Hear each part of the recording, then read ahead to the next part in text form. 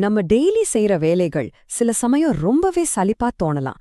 ஆனா அதுக்குள்ள ஒரு ஆழமான அர்த்தம் இருக்குன்னு சொன்னா நம்புவீங்களா?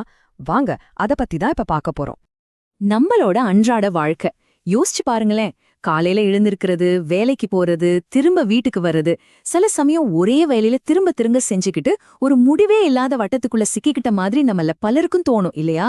சரி, அப்போ நாம தினமும் செய்யற இந்த வேலைகள் எல்லாம் வெறும் ருட்டீன் தானா? இல்ல அதுக்கும் மேல ஏதாவது இருக்கா? வாங்க, நம்மளோட அன்றாட வேலைகளுக்கு பின்னாடி இருக்கிற உண்மையான முக்கியத்துவத்தை ஒரு பழம்பெரும் தமிழ் ஞானத்தோட வெளிச்சத்திலிருந்து புரிஞ்சுக்க முயற்சி பண்ணலாம். காலையில சமைக்கிறது, வேலைக்கோ ஸ்கூலுக்கோ போறது, கரண்ட் பில் கட்டுறது, பசங்களோட ஹோம்ஒர்க்குக்கு ஹெல்ப் பண்றது, வீட்ல இருக்கிறவங்கள விசாரிக்கிறதுன்னு இந்த லிஸ்ட் போய்கிட்டே இருக்கும். இந்த வேலைகள் எல்லாம் சேர்ந்து நம்ம நாட்களையே நிரப்பி ஒரு சக்கரம் மாதிரி சுழண்டுகிட்டே இருக்கிற மாதிரி ஒரு ஃபீலை கொடுக்கும். சில நேரங்கள்ல இவ்ளோ உழைச்சும் ஒரே இடத்துல ஓடிக்கிட்டு இருக்கோமோன்னு தோணும். ஆனா கிட்டத்தட்ட 2000 வருஷத்துக்கு முன்னாடியே இதுக்கு ஒரு அற்புதமான பதில் சொல்லப்பட்டிருக்கு. என்னன்னா, நம்ம சின்னதுன்னு நினைக்கிற இந்த வேலைகள் தான் நம்மள சுத்தி இருக்கிற எல்லாத்தையுமே ஒன்னா இணைச்சு தாங்கி பிடிக்குது.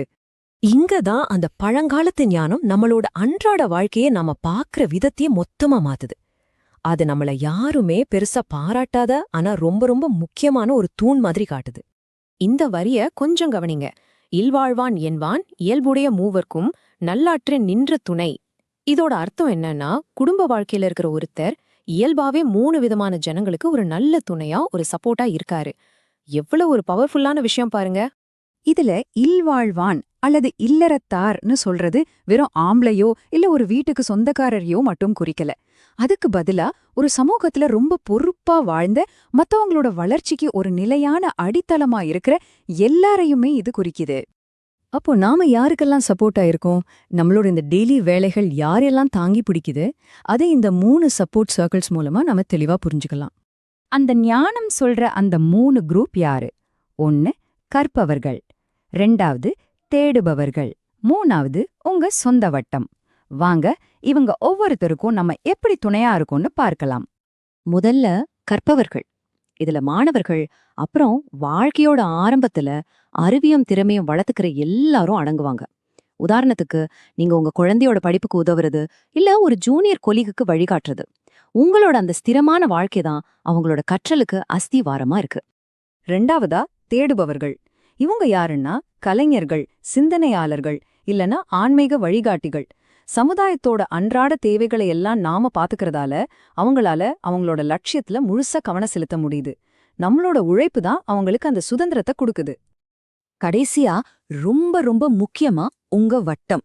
இதுதான் உங்களோட நேரடி உலகம். உங்க குடும்பம், சொந்தக்காரங்க, நண்பர்கள், அப்புறம் உங்க அன்பையும் கவனிப்பையும் நம்பி இருக்கிற விருந்தினர்கள் வரைக்கும் எல்லாரும் இதுல அடங்குவாங்க. இவங்களுக்கு நீங்க தான் நேரடி சப்போர்ட். ஓகே, இதுவரைக்கும் பார்த்த எல்லாத்தையும் இப்போ உங்களோட சொந்த வாழ்க்கையோட கனெக்ட் பண்ணி பாருங்க. இனிமே நீங்க கண்ணாடியில உங்களை பார்க்கும்போது அங்கே ஒரு சாதாரண ஆளை இல்ல, ஒரு பெரிய அடித்தளத்தையே தாங்கி பிடிக்கிற தூணை பாப்பீங்க. இந்த புது பார்வையோட பாத்தீங்கன்னா எல்லாமே மாறிடும். நாம திரும்ப திரும்ப செய்யற போர் அடிக்கிற வேலைன்னு நினைக்கிறது உண்மையில இந்த சமுதாயத்தோட அஸ்திவாரமே அதுதான். யாரும் நம்மள கண்டுக்கவே இல்லைன்னு நாம சோர்ந்து போறோம் இல்லையா? ஆனா நாம தான் இந்த சமூகத்தோட தூணாவே நிக்கிறோம். இது சும்மா இன்னொரு நாள் கிடையாது. இது அன்பும் அறமும் சேர்ந்த ஒரு செயல். அதனால ஒரு முக்கியமான விஷயத்த மனசுல வச்சுக்கோங்க. உங்க டெய்லி லைஃப் ஒரு கூண்டுக்குள்ள ஓடுற சக்கரம் கிடையாது. அதுதான் கற்றல், புது கண்டுபிடிப்புகள், ஒரு வலுவான சமூகம், இது எல்லாத்தையும் உருவாக்குற திடமான அடித்தளம். அந்த அடித்தளமே நீங்க தான். இந்த புது கண்ணோட்டத்தோட இப்போ உங்களை சுத்தி பாருங்க. உங்க உலகத்துல உங்களுக்கு தூணா இருக்கிறது யாரு? அதே மாதிரி அந்த பழம்பெரும் ஞானம் சொன்ன மாதிரி நீங்க யாருக்கெல்லாம் ஒரு பெரிய துணையா இருக்கீங்க? யோசிச்சு பாருங்க. அப்போதான் உங்க ஒவ்வொரு நாளும் எவ்வளோ அர்த்தம் நிறைஞ்சதுன்னு நீங்களே உணர்வீங்க.